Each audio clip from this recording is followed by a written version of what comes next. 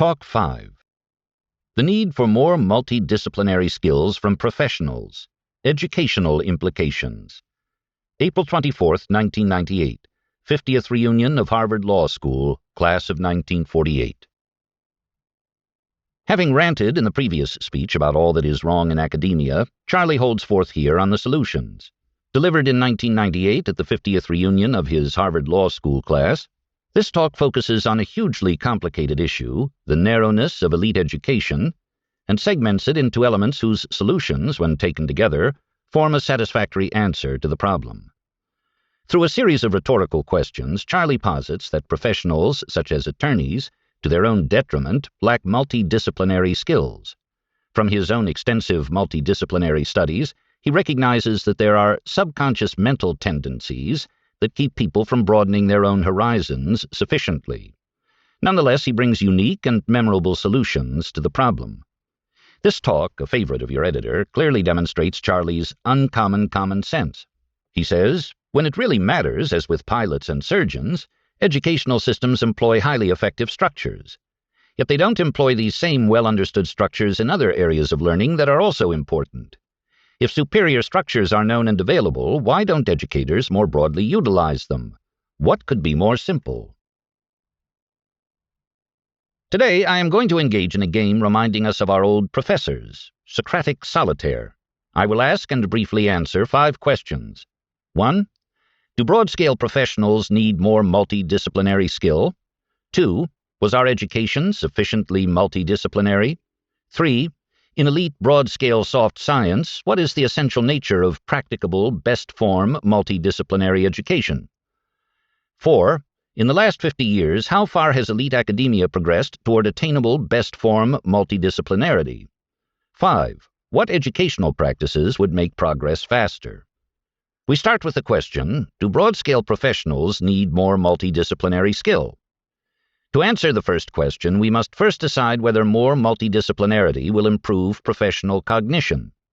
And to decide what will cure bad cognition, it will help to know what causes it.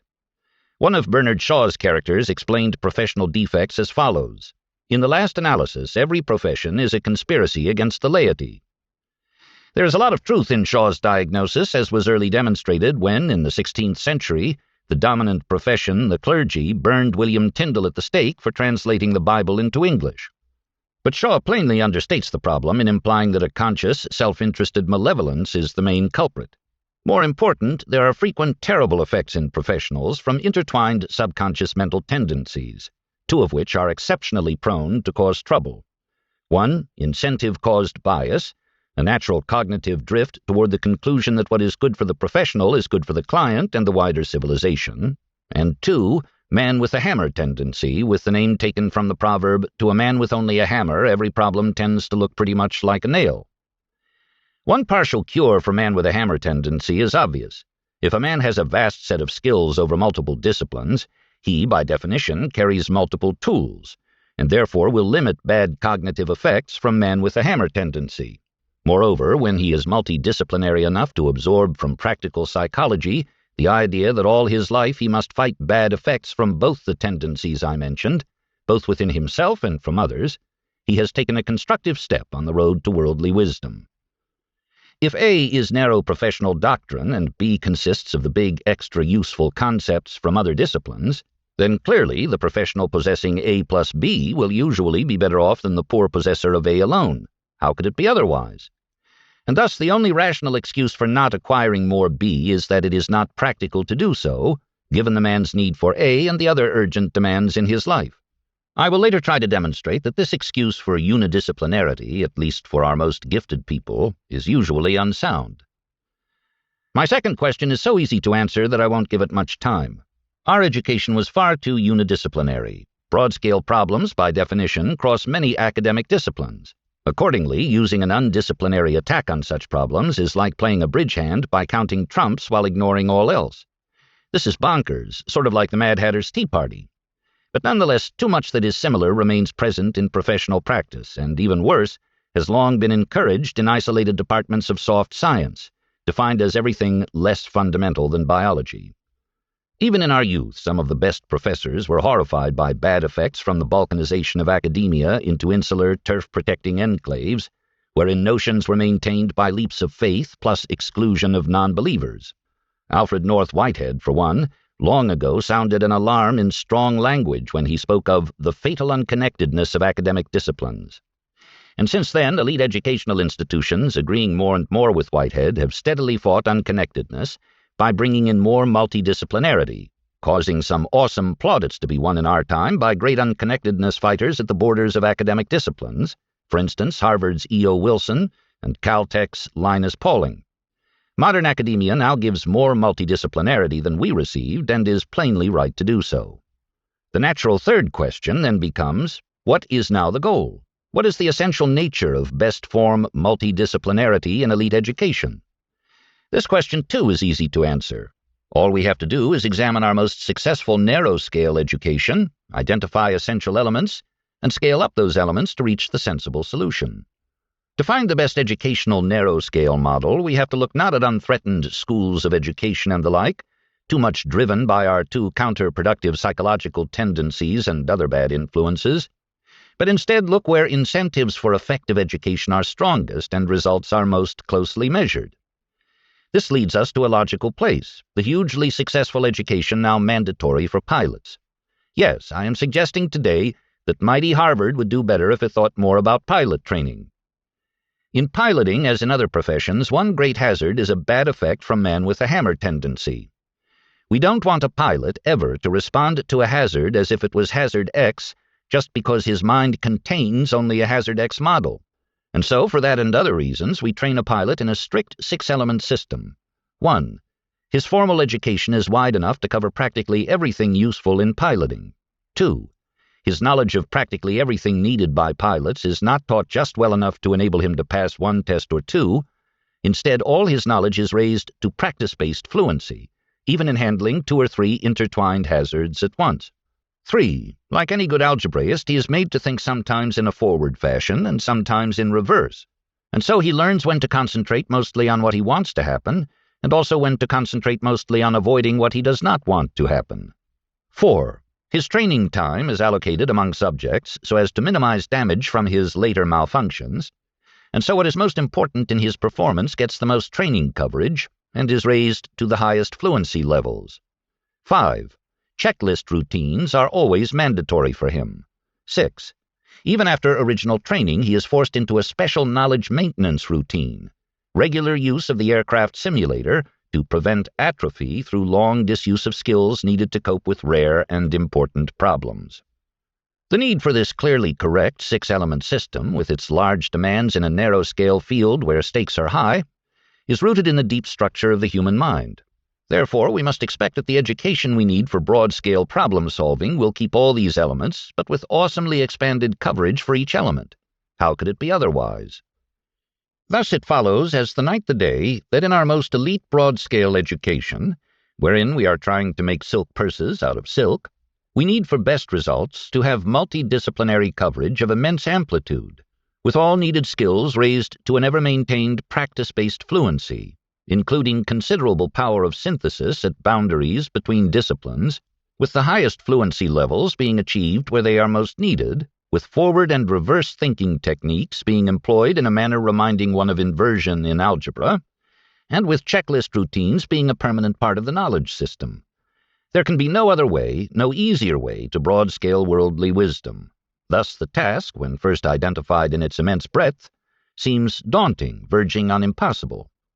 But the task, considered in full context, is far from impossible when we consider 3 factors. First, the concept of all needed skills lets us recognize that we don't have to raise everyone's skill in celestial mechanics to that of Pierre-Simon Laplace, and also ask everyone to achieve a similar skill level in all other knowledge. Instead, it turns out that the truly big ideas in each discipline, learned only in essence, carry most of the freight. And they are not so numerous, nor are their interactions so complex that a large and multidisciplinary understanding is impossible for many, given large amounts of talent and time. Second, in elite education, we have available the large amounts of talent and time that we need. After all, we are educating the top 1% in aptitude, using teachers who, on average, have more aptitude than the students, and we have roughly 13 long years in which to turn our most promising 12-year-olds into starting professionals. Third, thinking by inversion and thorough use of checklists is easily learned in broad-scale life as in piloting. Moreover, we can believe in the attainability of broad multidisciplinary skill for the same reason the fellow from Arkansas gave for his belief in baptism. I've seen it done. We all know of individuals, modern Ben Franklins, who have, 1. Achieved a massive multidisciplinary synthesis with less time in formal education than is now available to our numerous brilliant young, and 2. Thus become better performers in their own disciplines, not worse, despite diversion of learning time to matter outside the normal coverage of their own disciplines. Given the time and talent available and examples of successful masters of multiple disciplines, what is shown by our present failure to minimize bad effects from man-with-a-hammer tendency is only that you can't win big in multidisciplinarity in soft science academia if you are so satisfied with the status quo or so frightened by the difficulties of change that you don't try hard enough to win big. Which brings us to our fourth question. Judged with reference to an optimized, feasible, multidisciplinary goal, how much has elite soft science education been corrected after we left? The answer is that many things have been tried as corrections in the direction of better multidisciplinarity, and after allowing for some counterproductive results, there has been some considerable improvement, net. But much desirable correction is still undone and lies far ahead. For instance, soft science academia has increasingly found it helpful when professors from different disciplines collaborate, or when a professor has been credentialed in more than one discipline. But a different sort of correction has usually worked best, namely augmentation, or a take-what-you-wish practice that encourages any discipline to simply assimilate whatever it chooses from other disciplines. Perhaps it has worked best because it bypassed academic squabbles rooted in the tradition and territoriality that had caused the unidisciplinary folly for which correction was now sought. In any event, through increased use of take-what-you-wish, many soft science disciplines reduced folly from man-with-a-hammer tendency. For instance, led by our classmate Roger Fisher, the law schools brought in negotiation, drawing on other disciplines. Over 3 million copies of Roger's wise and ethical negotiation book have now been sold, and his life's achievement may well be the best ever from our whole class. The law schools also brought in a lot of sound and useful economics, even some good game theory to enlighten antitrust law by better explaining how competition really works. Economics, in turn, took in from a biologist the tragedy of the commons model, thus correctly finding a wicked invisible foot in coexistence with Adam Smith's angelic invisible hand. These days there is even some behavioral economics, wisely seeking aid from psychology. However, an extremely permissive practice like take-what-you-wish was not destined to have 100% admirable results in soft science. Indeed, in some of its worst outcomes, it helped changes like the assimilation of Freudianism in some literature departments, the importation into many places of extremist political ideologies of the left or right that had for their possessors made regaining objectivity almost as unlikely as regaining virginity, and the importation into many law and business schools of hard-form, efficient market theory by misguided would-be experts in corporate finance, one of whom kept explaining Berkshire Hathaway's investing success by adding standard deviations of luck until, at 6 standard deviations, he encountered enough derision to force a change in explanation. Moreover, even when it avoided such lunacies, take-what-you-wish had some serious defects. For instance, takings from more fundamental disciplines were often done without attribution, sometimes under new names, with little attention given to rank and a fundamentalness order for absorbed concepts. Such practices, 1. Act like a lousy filing system that must impair the successful use and synthesis of absorbed knowledge, and 2. Do not maximize in soft science the equivalent of Linus Pauling's systematic mining of physics to improve chemistry. There must be a better way. This brings us finally to our last question. In elite soft science, what practices would hasten our progress toward optimized disciplinarity? Here again, there are some easy answers. First, many more courses should be mandatory, not optional, and this in turn requires that the people who decide what is mandatory must possess large, multidisciplinary knowledge maintained in fluency. This conclusion is as obvious in the training of the would-be broad-scale problem solver as it is in the training of the would-be pilot.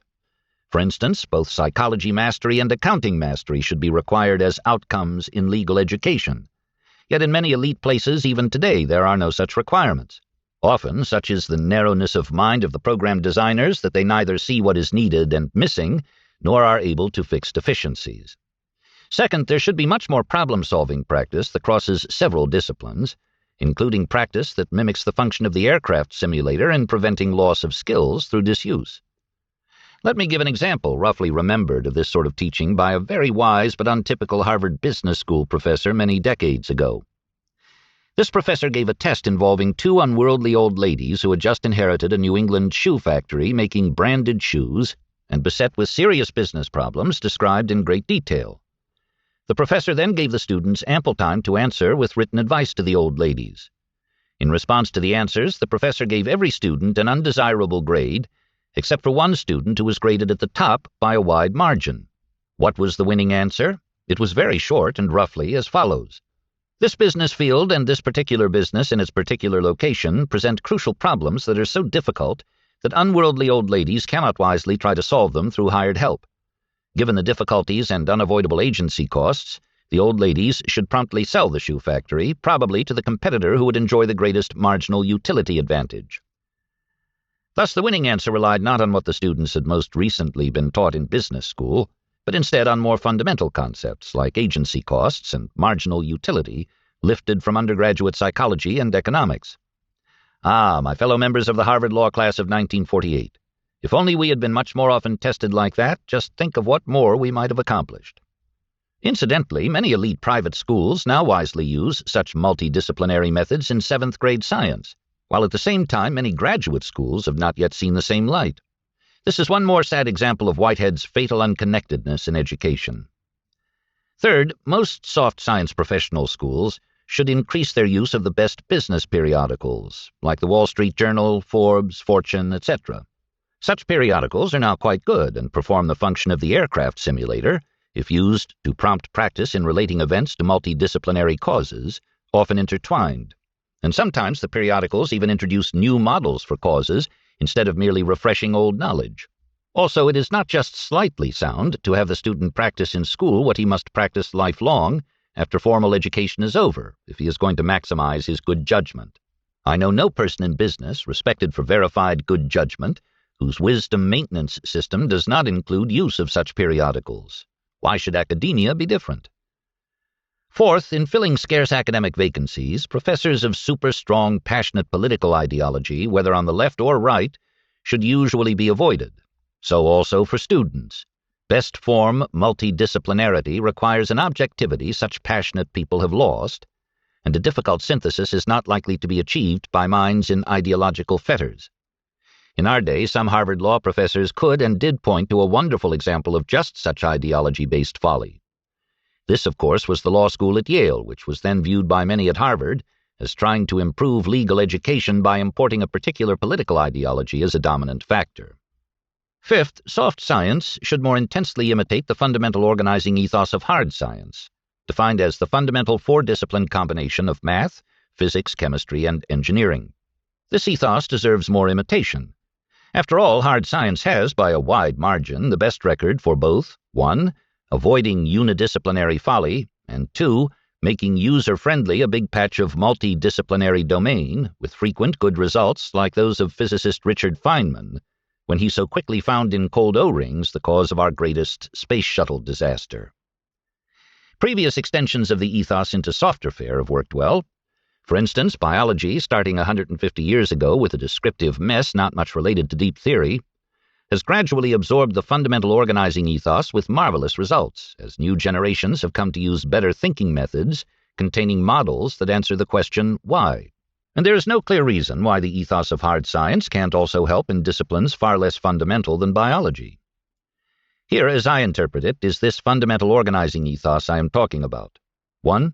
You must both rank and use disciplines in order of fundamentalness. 2.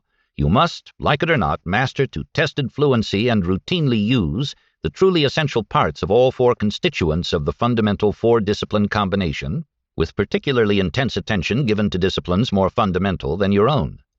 3. You may never practice either cross-disciplinary absorption without attribution or departure from a principle of economy that forbids explaining in any other way anything readily explainable from more fundamental material in your own or any other discipline. 4. But when the Step 3 approach doesn't produce much new and useful insight, you should hypothesize and test to establishment new principles, ordinarily by using methods similar to those that created successful old principles. But you may not use any new principle inconsistent with an old one, unless you can now prove that the old principle is not true. You will note that compared with much current practice in soft science, the fundamental organizing ethos of hard science is more severe. This reminds one of pilot training, and this outcome is not a coincidence. Reality is talking to anyone who will listen. Like pilot training, the ethos of hard science does not say, take what you wish, but learn it all to fluency, like it or not. And rational organization of multidisciplinary knowledge is forced by making mandatory, 1. Full attribution for cross-disciplinary takings, and 2. Mandatory preference for the most fundamental explanation. This simple idea may appear too obvious to be useful, but there is an old two-part rule that often works wonders in business, science, and elsewhere. 1. Take a simple basic idea, and 2. Take it very seriously. And as some evidence for the value of taking very seriously the fundamental organizing ethos, I offer the example of my own life. I came to Harvard Law School very poorly educated, with desultory work habits and no college degree. I was admitted over the objection of Warren Abner Seavey through the intervention of family friend Roscoe Pound. I had taken one silly course in biology in high school, briefly learning, mostly by rote, an obviously incomplete theory of evolution, portions of the anatomy of the paramecium and frog, plus a ridiculous concept of protoplasm that has since disappeared. To this day, I have never taken any course anywhere in chemistry, economics, psychology, or business. But I early took elementary physics and math and paid enough attention to somehow assimilate the fundamental organizing ethos of hard science, which I thereafter pushed further and further into softer and softer fare as my organizing guide and filing system in a search for whatever multidisciplinary worldly wisdom it would be easy to get. Thus, my life became a sort of accidental educational experiment with respect to the feasibility and utility of a very gross academic extension of the fundamental organizing ethos by a man who also learned well what his own discipline had to teach. What I found, in my extended attempts to complete by informal means my stunted education, was that plugging along with only ordinary will but with the fundamental organizing ethos as my guide, my ability to serve everything I loved was enhanced far beyond my deserts. Large gains came in places that seemed unlikely as I started out, sometimes making me like the only one without a blindfold in a high-stakes game of pin the tail on the donkey. For instance, I was productively led into psychology, where I had no plans to go, creating large advantages that deserve a story on another day.